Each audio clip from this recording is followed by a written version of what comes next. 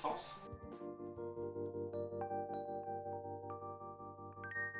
Vous avez changé votre esprit, vous avez changé en fait votre angle de vue. Vous savez, une montagne, vous pouvez la regarder sous différents angles.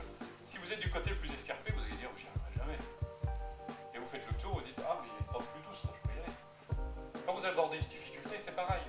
Il y a toujours plusieurs angles de vue. L'avantage de ce genre d'intervention, je trouve que c'est assez bien vulgarisé, entre guillemets, sans être péjoratif. En tout cas, il rend accessible des notions importantes.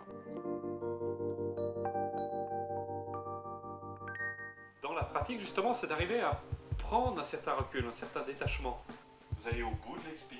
Comme souvent, vous n'allez pas au bout de votre fatigue. Vous reprenez tout de suite, vous prenez des stimulants. Et bien là, vous allez au bout. Et ça, vous pouvez le faire partout. La respiration, c'est une fonction à la fois volontaire et involontaire. Vous n'avez pas besoin de la contrôler. Mais vous pouvez l'observer. Vous pouvez voir que vous pouvez marquer une pause à l'expire déjà. Faites-le. Relâchez le corps, c'est très simple. Il suffit de renoncer. Attention, vous n'avez rien à faire.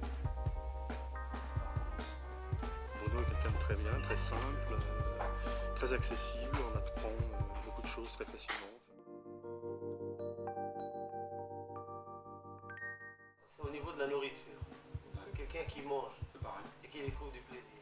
Qu'est-ce qu'on peut faire à un moment donné, quand c'est un peu exagéré, ça pose problème. Derrière le besoin de nourriture, souvent des grands besoins affectifs, parce qu'on essaie de combler quelque chose. D'abord, c'est important d'avoir suffisamment d'estime de soi-même aussi pour arriver à se dire, c'est pas en satisfaisant toutes mes envies que j'obtiendrai forcément le bonheur.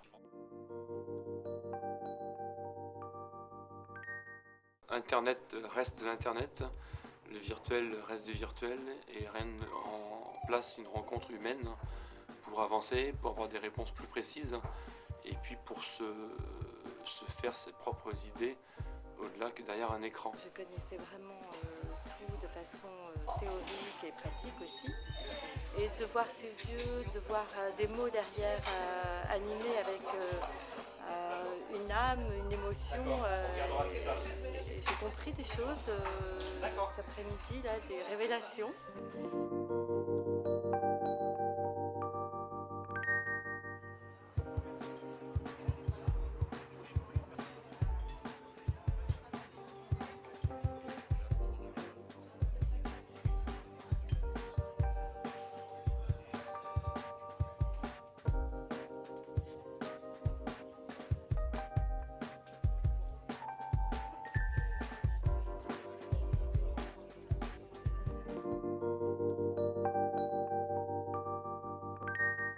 Une citation que j'ai lue avant de l'entendre aujourd'hui de vive voix de la part de Bruno, la fameuse citation de Benjamin Franklin, « Je m'attends toujours au pire, mais je suis prêt pour le meilleur ».